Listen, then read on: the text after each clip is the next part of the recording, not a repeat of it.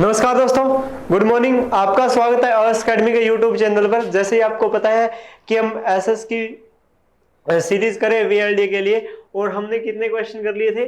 320 question कर लिए थे। और अगला क्वेश्चन करते हैं, क्वेश्चन नंबर 321।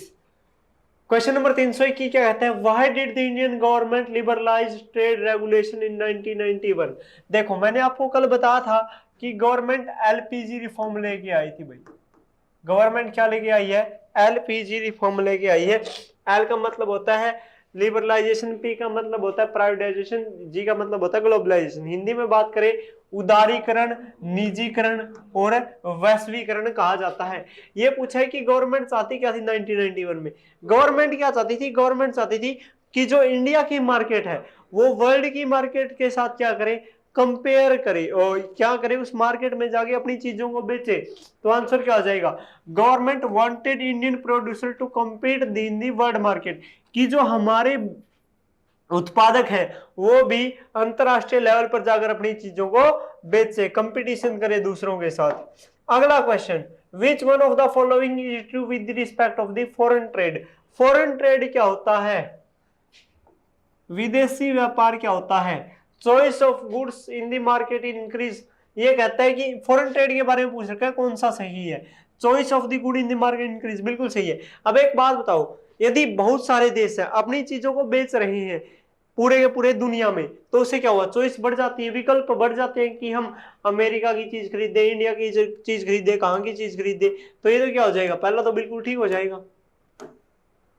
उसके बाद price of similar goods in the two markets tend to become equal. ये कह रहा है कि जो सेम के सेम गुड्स है उनके प्राइस भी सेम होंगे। अब एक बात बताओ, क्या भारत की वस्तु का वही प्राइस अमेरिका की वस्तु का सेम प्राइस होगा? जो भारत की वस्तु का प्राइस है वो अमेरिका की वस्तु का होगा? नहीं होगा। तो दूसरा क्या हो जाएगा? गलत। दूसरा गलत, दूसरा गलत, दूसरा गलत, पहला आंसर हो जाएगा भाई। इससे अगला क्वेश्चन क्या कहता है? Tax on import is an example of. Tax यदि हम क्या लगाते हैं? आयात पर हम कर लगाते हैं, इसको क्या कहा जाता है? आयात। इसको क्या कहा जाता है? कर। आयात का मतलब क्या होता है? दो चीजें होती है, एक तो आयात होता है, एक निर्यात होता है। ये समझो पहले तो। एक तो होता है इंपोर्ट, एक होता है एक्सपोर्ट। हिंदी में क्या कहा जाता है? आयात। इसे क्या कहा जाता है? निर्यात। इंपोर्ट है कोई भी वस्तु हम बाहर से मंगा रहे हैं, कोई भी वस्तु हम बाहर से मंगा रहे हैं। इंपोर्ट कोई भी वस्तु हम बाहर भेज रहे हैं। एक्सपोर्ट कर रहे हैं। निर्यात ये पूछ रखा है, यदि हम इंपोर्ट पर टैक्स लगाते हैं तो क्या कहलाता है? टैक्स लगाने का मतलब होता है ट्रेड बैरियर। क्या होता है? Trade barrier. ट्रेड बैरियर क्या है? मान लो अमेरिका की चीज हमारे यहां पर आ रही है। अब अमेरिका ने एक चीज भेजी है भारत में 100 रुपए की। कितने रुपए की? 100 रुपए की। हमारी सरकार ने इसके ऊपर टैक्स लगा दिया, कितने की बन गई? 120 की। यानी उसके ऊपर टैक्स लगाना, ये क्या कहलाता है? Trade barrier. हिंदी में क्या कहेंगे? व्यापार बाधाएं। क्या कहेंगे? व्यापार बाधाएं। अब क्वेश्चन ये आता है कि व्यापार बाधाएं क्यों लगाई जाती है? व्यापार बाधा इसलिए लगाई जाती है क्योंकि यदि वही चीज भारत वाला भी 100 रुपए में बना रहा है, अमेरिका वाला भी, अमेरिका ने भेज दी, हमने टैक्स लगा दिया, कितने का होगी? 120 की। और जो हमारे व्यक्ति ने बनाई है वो कितने की? 100 की, ताकि हमारी चीजें बिके। तो इसका आंसर क्या हो जाएगा? हम बाहर की जो पर टैक्स लगाते हैं तो ट्रेड बैरियर हो जाएगा भाई। उससे अगला question, which of the following is impact of trade barrier? Trade barrier के कौन कौन से इंपैक्ट हमें देखने को मिलते हैं? इट लीड टू ग्लोबलाइजेशन, नहीं, ग्लोबलाइजेशन को बढ़ावा तो नहीं देता। It help regulate of foreign trade, यही क्या करता है? रेगुलेट करता है फॉरेन ट्रेड। आंसर क्या हो जाएगा? B is the correct answer. उसके बाद, there are a number of choices with regarded to goods and services are able for consumer, which of the following is responsible for this? ये कह रहा है कि आज के टाइम पे हम क्या कर सकते हैं? हमें बहुत सारी चॉइसेस मिल गई है, विकल्प मिल गए हैं। हम अमेरिका की चीज यूज कर सकते हैं, इंडिया की कर सकते हैं, जापान की कर सकते हैं, चाइना की कर सकते हैं। पूछ रहे हैं क्या कारण है? इनमें से कौन कौन से कारण है? लिबरलाइजेशन बिल्कुल है, उदारीकरण भी कारण है, ग्लोबलाइजेशन भी है, प्राइवेटाइजेशन भी है, एमएनसी भी है, मल्टीनेशनल कंपनी भी है। एमएनसी क्या होती है? मल्टीनेशनल कंपनी वो होती है जिसकी ब्रांच बहुत सारे देशों में हो। तो इसका आंसर क्या आ जाएगा, ऑल ऑफ दी अबो। क्या आ जाएगा, ऑल ऑफ दी अबो। उसके बाद अगला क्वेश्चन है, हमारे यहां पर क्या खत्म हो गई है भाई, इसी के साथ हमने क्या खत्म कर लिया है, हमने खत्म कर लिया हमारा सारी की सारी इकोनॉमिक्स। क्या खत्म कर लिया, इकोनॉमिक्स हमारी खत्म हो चुकी है। अब हमारा आखिरी टॉपिक रहता है, आखिरी टॉपिक कौन सा हमारा, पॉलिटिकल साइंस। पॉलिटिकल साइंस है the principle of majoritarianism lead to a civil war, कि बहुसंख्यकवाद, कि एक जगह पर बहुत ज्यादा लोग हैं और उनकी ज्यादा चलती है, तो उनकी वजह से सिविल वॉर कहां पर हुआ था, तो सिविल वॉर कहां पर हुआ था, श्रीलंका में हुआ था। याद रखना सिविल वॉर के बारे में, सिविल वॉर को हिंदी में क्या कहा जाता है, गृह युद्ध।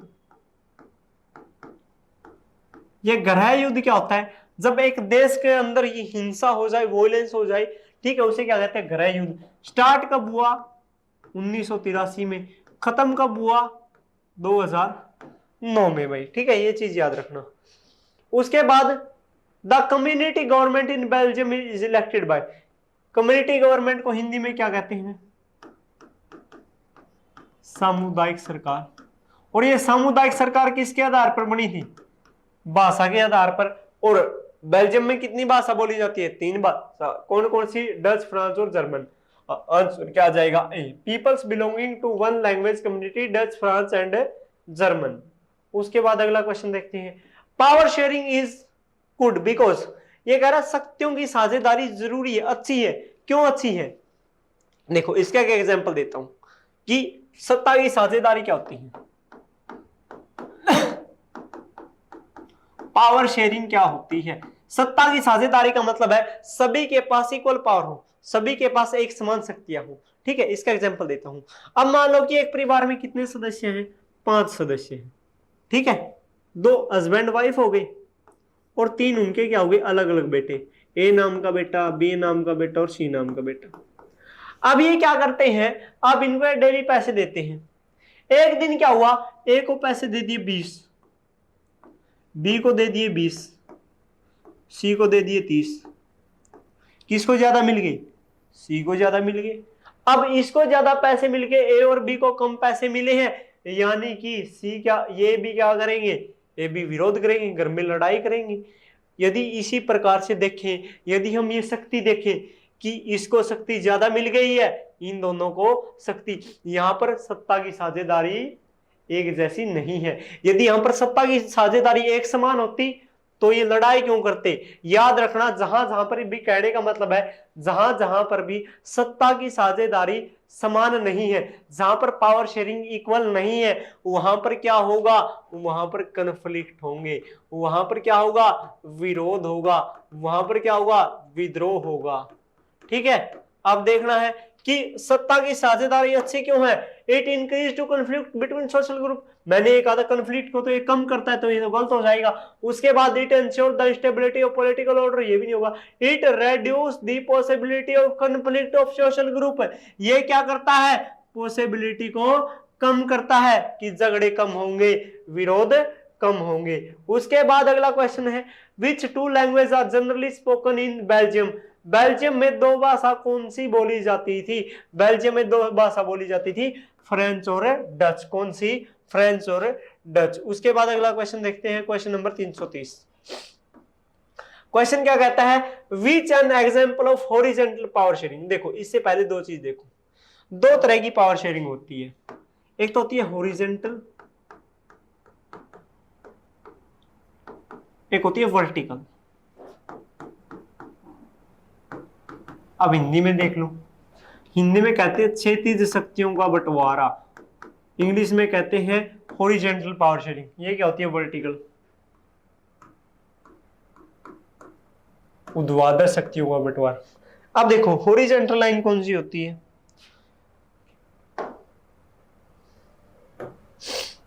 ये लाइन होती है हॉरिजॉन्टल, ये लाइन होती है। इसमें क्या है, यदि आपसे क्वेश्चन पूछा जाए कि गवर्नमेंट के ऑर्गन में,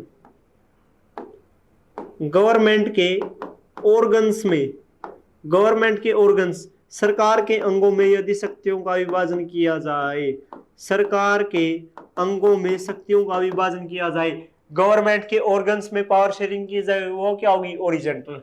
गवर्नमेंट के 3 ऑर्गन होते हैं, कौन कौन सा, लेजिस्लेचर, हिंदी में कहते हैं विधायिका, क्या कहते हैं, विधायिका, और एग्जीक्यूटिव, कार्यपालिका, और जुडिशरी, न्यायपालिका। ठीक है, यदि आपसे क्वेश्चन पूछा जाए कि सरकार के ऑर्गन्स, गवर्नमेंट के ऑर्गन्स में पावर शेयरिंग की जा रही है, तो कौन सी power sharing, horizontal power sharing. Horizontal power sharing की यदि हम बात करें तो हॉरिजॉन्टल पावर शेयरिंग में किस किस के बीच पावर शेयरिंग होगी, लेजिस्लेचर, एग्जीक्यूटिव और जुडिशरी के बीच। यदि आपसे क्वेश्चन आ जाए कि लेजिस्लेचर, एग्जीक्यूटिव और जुडिशरी के बीच पावर शेयरिंग हो रही है तो उसे क्या कहा जाएगा, हॉरिजॉन्टल पावर शेयरिंग। और इन्हीं तीनों को क्या कहते हैं, गवर्नमेंट के ऑर्गन्स कहा जाता है। ठीक है, यदि बात करें लेजिस्लेचर, विधायिका क्या करते हैं, कानून बनाने का काम, एग्जीक्यूटिव कानून को लागू करने का काम, न्यायपालिका, जुडिशरी हमारे कानून को डिफाइन करती है और यदि कहीं पर विवाद हो जाता है तो उनको हल करने का काम करती है। उसके बाद आगे देखते हैं, ऐसी लाइन होती है वर्टिकल, क्या होती है, वर्टिकल। सबसे ऊपर सरकार कौन सी होती है, सेंट्रल गवर्नमेंट।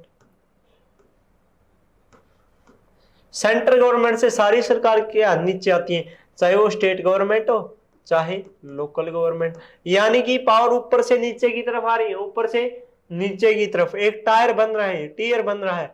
आपको या टीयर पूछा जाए या लेवल पूछा जाए, या पूछा जाए सेंटर और स्टेट में पावर शेयरिंग हो रही है तो उसे क्या कहा जाएगा, वर्टिकल। क्या कहा जाएगा, वर्टिकल। ये दो टाइप की पावर शेयरिंग आपको याद रखनी है भाई। उसके बाद इसमें पहला क्वेश्चन आता है, विच of the following in example of horizontal power sharing. Hindi में क्षैतिज शक्तियों का बंटवारा किस किस के बीच, अभी तो बताया था, power sharing between the organs of the government, सरकार के अंगों के बीच। ऑर्गन को क्या कहा जाता है, अंग कहा जाता है भाई। सरकार के अंगों के बीच शक्तियों का बंटवारा क्या कहलाता है,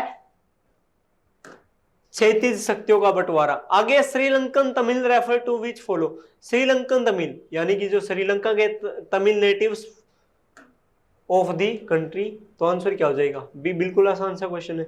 उसके बाद अगला क्वेश्चन है, division of power between higher and lower level of government. Higher level कौन सा है, सेंट्रल, लोअर लेवल स्टेट, तो कौन सा आ जाएगा, वर्टिकल डिवीजन। क्या आ जाएगा, वर्टिकल, अभी बताया मैंने आपको। अगला question, modern democracies maintain check and balance system, identify the correct based on the horizontal power sharing.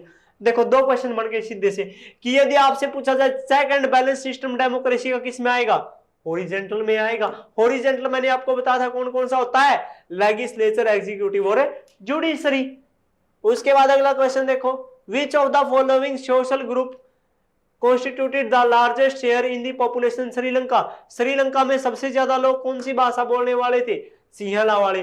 कितने थे, 74%। कितने थे, 74%। यदि बात करें इंडियन तमिल कितने हैं, 5%। श्रीलंकन तमिल 13%। टोटल तमिल कितने हो जाएंगे, 18%।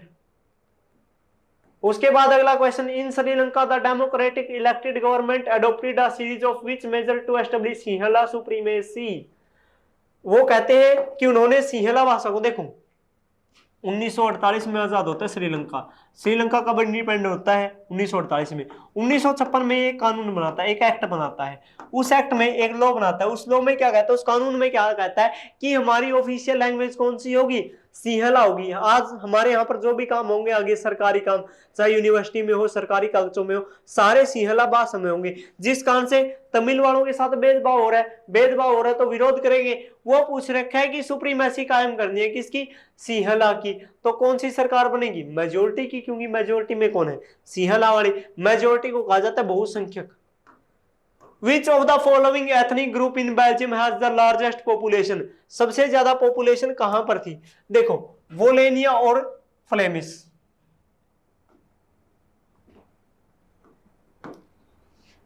वोलेनिया में फ्रेंच बोलने वाले रहते हैं, फ्लेमिश में डच बोलने वाले लोग रहते हैं। ठीक है। यहाँ पर फ्रेंच कितने परसेंट बोली जाती है? 40%।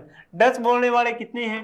59%। 1% बोलते क्या है? जर्मन बोलते हैं। क्वेश्चन क्या पूछ रखा है? लार्जेस्ट। लार्जेस्ट कौन सा हो जाएगा? 59% डच बोली जाती है, तो कहां पर बोली जाती है? फ्लेमिश। फ्लेमिश और वोलेनिया क्या है? ये एक जगह है बेल्जियम की। क्या है?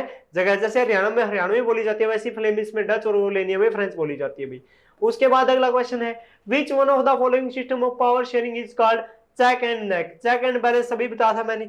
आप मेरे को इसका कमेंट करके आंसर बताओगे 337 का। 337 का आप कमेंट करके जरूर आंसर बताना।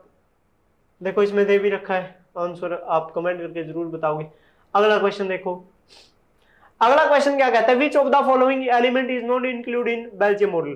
कि बेल्जियम मॉडल में क्या नहीं था? बेल्जियम ने क्या किया था? बेल्जियम में बाद में सभी को इक्वालिटी दे दी थी।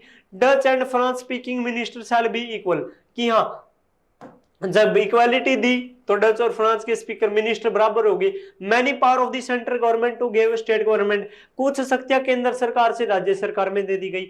Brussels has a separate government in which both of the community government equal representative. ये भी बिल्कुल ठीक हो जाएगा। अगला क्या होता है, there is the community government which has special power for administration.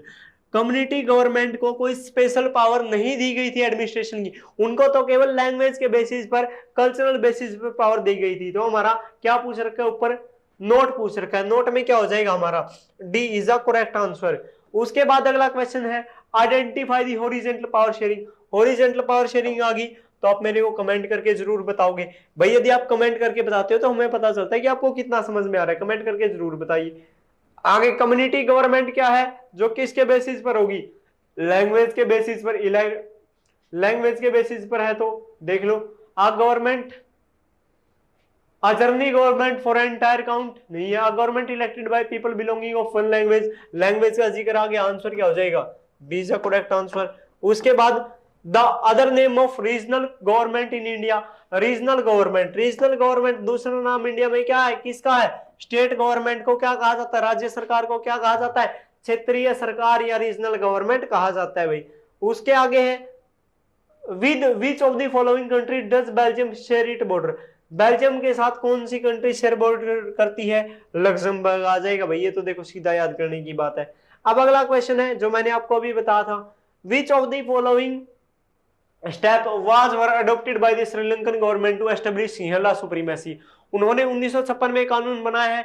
बिल्कुल सही। The government follow preferential policies that favoured Sinhala applicant for the university. ये भी बात सही है कि आगे वहां पर चाहे वहां की यूनिवर्सिटी हो चाहे वहां की सरकार हो, वहां पर कौन सी भाषा चलेगी? Sinhala. A new constitution stapled that the state shall protected and enforced Buddhism। बिल्कुल सही है। जो सिंहला बोलते थे वो कौन सी भाषा को मानते थे? बुद्धिज्म को मानते थे, तो उसको ही प्रमोट करने की बात करेंगे। तीनों क्या हो जाएंगे? सही हो जाएंगे। तो हमारा देखते हैं, all of the mention above. Answer क्या आ जाएगा? ऑल ऑफ द मेंशन अबो। उसके बाद अगला question, which of the following is the minority group in Sri Lanka? Sri Lanka में मेजोरिटी में कौन थे? सिंहला। तो माइनॉरिटी में कौन है? तमिल। आंसर क्या आ जाएगा?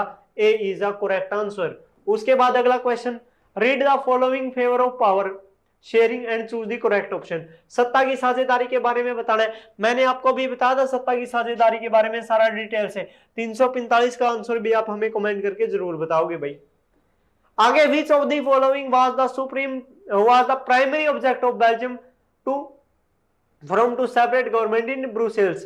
कि ब्रुसेल्स में उन्होंने क्या किया? सेपरेट, अलग से सरकार बनाई। किसके लिए? ताकि वहां पर क्या आए?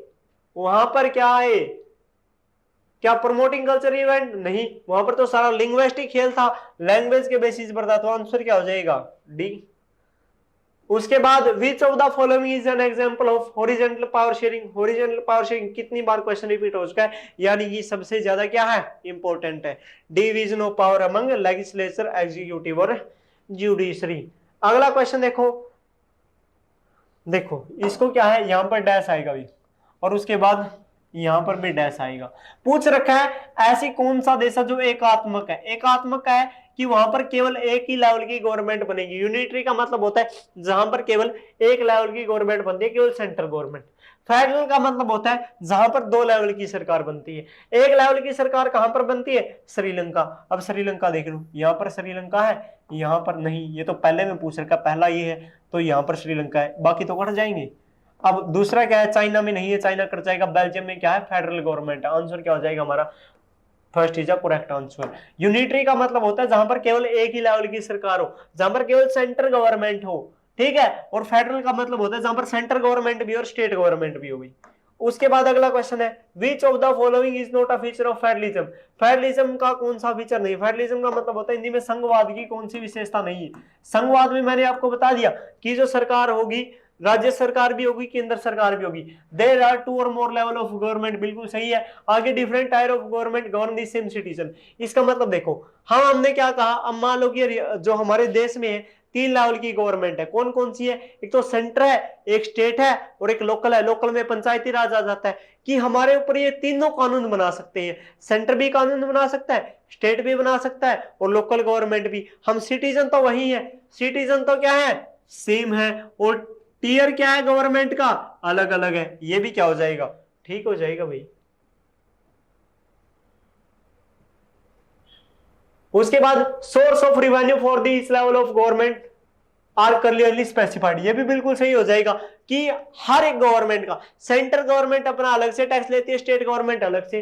The central government can order the state government, नहीं है, ऐसा नहीं है। आंसर क्या आएगा, नोट पूछ रखा है, सेंट्रल गवर्नमेंट स्टेट गवर्नमेंट को ऑर्डर नहीं दे सकती फेडरलिज्म में। आंसर क्या हो जाएगा, डी। उसके बाद विच one of the following countries an example of holding together. ये देखो दो चीजें होती है, एक तो होल्डिंग टुगेदर होता है, एक कमिंग टुगेदर होता है। होल्डिंग टुगेदर का मतलब क्या है, जब बहुत सारे जब एक कंट्री मिलकर क्या बनाते हैं, स्टेट बनाते हैं, वो क्या है, होल्डिंग टुगेदर। जब बहुत सारे स्टेट मिलकर क्या बना दे, कंट्री, तो क्या हो जाएगा, वो कमिंग टुगेदर हो जाएगा भाई। क्या हो जाएगा, कमिंग टुगेदर। जब एक देश से राज्य बन रहे हैं, जैसे हरियाणा पहले राज्य नहीं था, बाद में बना है, बाद से क्या बना है, हरियाणा बना है, तो हम किस में आते हैं, होल्डिंग टुगेदर में। आंसर क्या हो जाएगा, इंडिया। जैसे यूएसए पहले कोई देश नहीं था, वहां पर 5 स्टेट थे, 5 स्टेट ने मिलकर एक कंट्री बनाया, यूनाइटेड स्टेट ऑफ अमेरिका, तो ये किस में आ जाएगा, कमिंग टुगेदर में आ जाएगा। ये सारे का सारे स्विट्जरलैंड, ऑस्ट्रेलिया और यूएसए किस में आते हैं, कमिंग टुगेदर में। होल्डिंग टुगेदर क्या होता है, कंट्री से क्या बने, स्टेट, देश से राज्य बनते हैं। यदि राज्यों से देश बनता है तो क्या होगा, कमिंग टुगेदर। और होल्डिंग टुगेदर, देश से राज्य बनते हैं। उसके बाद अगला क्वेश्चन, फॉरेस्ट ट्रेड यूनियन कम अंडर्स। देखो 3 प्रकार की लिस्ट होती है, यूनियन लिस्ट, स्टेट लिस्ट और कंकरेंट लिस्ट। और देखो यूनियन लिस्ट में लॉ कौन बनाता है, सेंट्रल गवर्नमेंट, केंद्र सरकार बनाती है। स्टेट लिस्ट पे कानून कौन बनाता है, स्टेट लिस्ट। कनकरेंट में कौन बनाता है, स्टेट भी बनाता है और सेंटर भी बनाता है। लेकिन यदि कनकरेंट लिस्ट के ऊपर विवाद हो जाए, कन्फ्लिक्ट हो जाए, तो किसका कानून चलता है, सर फिर सेंटर का कानून चलता है। और इन तीनों से अलग एक और होती है रेसिड्यूरी, इस पे कौन बनाता है, सेंट्रल गवर्नमेंट बनाती है। पूछ रखा है फॉरेस्ट, वन कौन से में आते हैं, वन कौन सी लिस्ट में आते हैं, वन और ट्रेड यूनियन, ये आते हैं भाई कनकरेंट में। किस में आते हैं, कनकरेंट में। आगे मैंने आपको बताया था, क्वेश्चन दे रखा है, both of union and state government can make, यहां पर कैन आएगा भाई, can make laws on the subject mention in the, कि केंद्र और राज्य है, केंद्र सरकार भी और राज्य सरकार भी, सेंट्रल गवर्नमेंट भी और स्टेट गवर्नमेंट भी कौन सी लिस्ट के ऊपर कानून बना सकते हैं, कनकरेंट के ऊपर। कनकरेंट को हिंदी में कहा जाता है समवर्ती सूची। क्या कहा जाता है, समवर्ती सूची कहा जाता है। उसके बाद अगला क्वेश्चन है, विच of the following subject include the union list. इनमें से यूनियन लिस्ट में कौन कौन सा आता है, यूनियन लिस्ट में आता है कम्युनिकेशन। कम्युनिकेशन को क्या कहते हैं, संचार कहते हैं भाई। याद रखना, ट्रेड दे रखा है, ट्रेड व्यापार, ये भी कॉमर्स भी व्यापार होता है। और इरिगेशन, ये किस में आता है, स्टेट में आते हैं। उसके बाद अगला क्वेश्चन कौन सा है, besides dash there are other language. देखो हमारे यहां पर क्या है, हमारे यहां पर एक 8 शेड्यूल है, कौन सी सूची है, आठवीं क्या है, अनुसूची है। 8वीं अनुसूची, पिछली बार पूछा गया था वीएलडीए में कि 8वीं अनुसूची में कितनी भाषाएं हैं, 22 भाषाएं। हिंदी के साथ कितनी हो जाएंगी, 21। टोटली कितनी है, 22 भाषाएं हमारे संविधान में दी गई है। हिंदी और 21 भाषा हमारे कॉन्स्टिट्यूशन में रिटन है। उसके बाद अगला question, when power is making taken away from the central government state government, जब शक्ति कहां से कहां, सेंटर यानी कि केंद्र सरकार से, जब शक्ति केंद्र सरकार से राज्य सरकार में जाती है तो उसे क्या कहा जाता है, डिसेंट्रलाइजेशन। क्या कहा जाता है, डिसेंट्रलाइजेशन। सेंट्रलाइजेशन का मतलब होता है जब शक्ति एक हाथ में हो, डिसेंट्रलाइजेशन का मतलब होता है शक्ति बहुत सारे हाथों में हो। हिंदी में कहा जाता है विकेंद्रीयकरण। क्या कहा जाता है, विकेंद्रीयकरण कहा जाता है भाई। उसके बाद अगला question 356, which of the following is not a subject of union list. इनमें से संघ सूची का कौन सा विषय नहीं है, तो कौन सा हो जाएगा, law and order. Law and order किससे जुड़ा हुआ है, लॉ एंड ऑर्डर जुड़ा हुआ है किससे, कनकरंट से भाई। अगला क्वेश्चन है, local government form institution at least 1/3 of all position are reserved. हमारे यहां पर 33% रिजर्वेशन दिया गया पंचायती राज में, लोकल गवर्नमेंट में। किसको दिया गया है, वुमेन को दिया गया। आंसर क्या हो जाएगा, B is the correct answer. उसके बाद अगला क्वेश्चन है, the number of seat reserve for women, अभी आ गया ये 358 का, आप बता देना।